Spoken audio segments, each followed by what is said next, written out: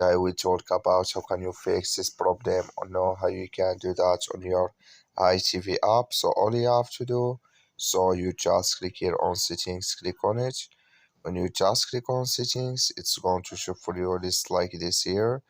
Then you go down, just keep going down here, click on apps. Then you come to apps list here, and there you're looking for HiTv app, or just click on search.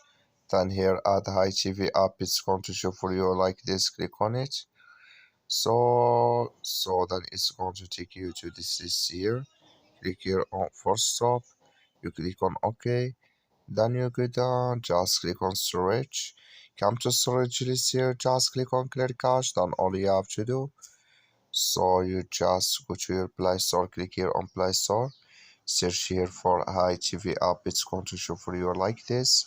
You will find here updates, click on it, and it's going to work with you. That's all you have to do. Thank you for watching. Don't forget to support us by liking and subscribe.